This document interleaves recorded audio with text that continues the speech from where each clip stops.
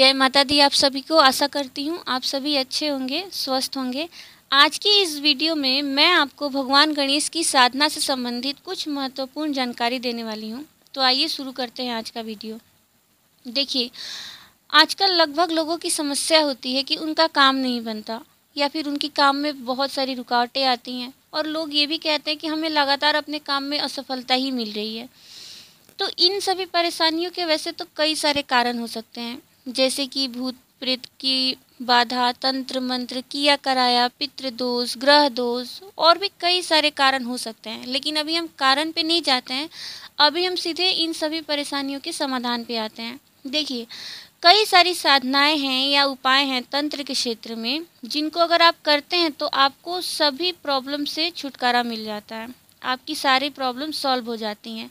उन्हीं साधना या उपायों में से एक है गणेश जी की साधना, और मेरे नज़र में इससे श्रेष्ठ साधना और कुछ नहीं है आपकी इन सभी परेशानियों को दूर करने के लिए। भगवान गणेश स्वयं परम ब्रह्म है, जो आपको धर्म, अर्थ, काम और मोक्ष प्रदान करते हैं। गणेश जी के बारे में सभी जानते हैं कि वो प्रथम पूज्य भी हैं, विघ्नहर्ता हैं और बुद्धि के देवता हैं। इसलिए जब आप इनकी पूजा करते हैं तो आपको आपके सारे परेशानियों से मुक्ति मिलती है, पहला। दूसरा, कि आपके सारे विघ्न दूर होने लगते हैं, आपको रिद्धि और सिद्धि की प्राप्ति होती है, क्योंकि रिद्धि और सिद्धि भगवान गणेश की पत्नियां हैं। रिद्धि से आपको सुख, संपत्ति, वैभव, ऐश्वर्य, धन और संपदा की प्राप्ति होती है, और सिद्धि से आपको कई सारी सिद्धियां भी प्राप्त होती हैं। दूसरा, आपके जीवन से अशुभता दूर होने लगता है और शुभता आने लगती है, क्योंकि शुभ और लाभ इनके पुत्र हैं। जो विद्यार्थी हैं स्पेशली उन्हें भगवान गणेश जी की पूजा अवश्य करनी चाहिए, क्योंकि भगवान गणेश जो है वो स्वयं बुद्धि के देवता हैं। अगर विद्यार्थी गणेश जी की पूजा करते हैं तो उन्हें बुद्धि प्राप्त होती है, विद्या की प्राप्ति होती है, उनकी स्मरण शक्ति तीव्र होने लगती है। भगवान गणेश की साधना से अनगिनत लाभ होते हैं और आपके जीवन में सकारात्मक बदलाव आने लगते हैं। एंग्जाइटी, डिप्रेशन जैसी प्रॉब्लम तो स्वतः ही दूर होने लगते हैं और आपका मन शांत होने लगता है। भगवान गणेश की साधना से प्राप्त होने वाले लाभ को हम काउंट नहीं कर सकते, ना मैं एक वीडियो में बता सकती हूँ आपको, क्योंकि उनकी लीला और दया दोनों ही अपार है।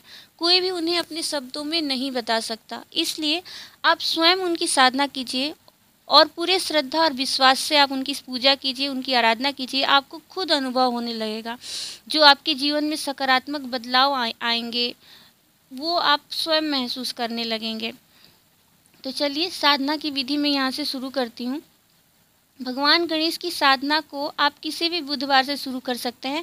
फ़र्क नहीं पड़ता कि वो शुक्ल पक्ष में है या कृष्ण पक्ष में है, क्योंकि दोनों ही पक्षों का अपना अलग अलग महत्व है, अपने अपने स्थान पे अलग अलग महत्व है। या फिर आप किसी भी शुभ तिथि से भी इस साधना को शुरू कर सकते हैं। सबसे पहले आप नहा धोकर स्वच्छ कपड़े पहनकर मंदिर में एक आसन बिछाकर बैठ जाइए। फिर गणेश जी की धूप, दीप, पुष्प, नैवेद्य से पूजन करिए। उनके समक्ष एक जल का पात्र रखिए। और दूसरा इम्पॉर्टेंट बात यह है कि दिया जो होगा वो घी का होना चाहिए। फिर संकल्प करिए साधना के लिए।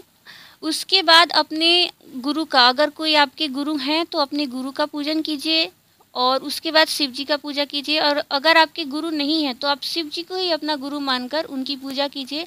और पंचाक्षरी मंत्र नमः शिवाय या षटाक्षरी मंत्र ओम नमः शिवाय का एक माला जाप करिए। फिर माता आदि शक्ति की पूजन करिए और उसके बाद आप गणेश जी का मंत्र जाप करना शुरू कर दीजिए। मंत्र इस प्रकार है: ओम गंग गणपतये नमः। मंत्र मैं दोबारा से रिपीट कर दे रही हूँ, ओम गंग गणपतये नमः। कहीं ना कहीं आप लोग, लगभग लोग इस मंत्र को जानते ही होंगे। इसमें जो माला रहेगी वो रुद्राक्ष की माला रहेगी, और आप जितना माला कर सकते हैं उतना का ही संकल्प करिए। अगर आपको 11, 21, 51, 108 माला करना है तो आप देख लीजिए, अपने समय और सामर्थ्य के हिसाब से आप संकल्प ले सकते हैं। दूसरा, साधना एटलीस्ट 11 दिन की होनी चाहिए। अगर आप संकल्प लेकर अनुष्ठान कर रहे हैं तो 11 दिन की साधना एटलीस्ट होनी चाहिए, नहीं तो आप 21, 41, 51 या 108 दिनों के भी संकल्प कर सकते हैं, अनुष्ठान कर सकते हैं। कोई भी मंत्र 1.25 लाख जप से उत्कीलित होता है, तो अगर आप इस मंत्र की 1.25 लाख जाप करना चाहते हैं तो आप 11 दिन में 106 माला का जाप अगर रोज़ करेंगे तो आपका 11 दिन में ये मंत्र जो है वो 1.25 लाख पूरा हो जाएगा। और एक महत्वपूर्ण बात, अगर आप अनुष्ठान कर रहे हैं इस मंत्र से तो आपको कुछ चीज़ों का ध्यान रखना होगा, जैसे कि आपको ब्रह्मचर्य का पालन करना अनिवार्य है इसमें। दूसरा, आप लहसुन प्याज का त्याग कर देंगे, बाकी नॉनवेज का तो बात ही हटा दीजिए। आपको लहसुन प्याज का भी त्याग करना है। दूसरा, आपको गुस्सा नहीं करना है, गुस्से पे नियंत्रण करना है अपने। तो आशा करती हूँ आपको ये सारी जानकारी अच्छी लगी होगी। इसी तरह साधना से संबंधित जानकारी प्राप्त करने के लिए आप मेरे इस चैनल को सब्सक्राइब करें, और अगर इस साधना से संबंधित या आपकी और अन्य कोई भी प्रश्न हो तो आप मुझे कमेंट बॉक्स में कमेंट कर सकते हैं। जय माता दी।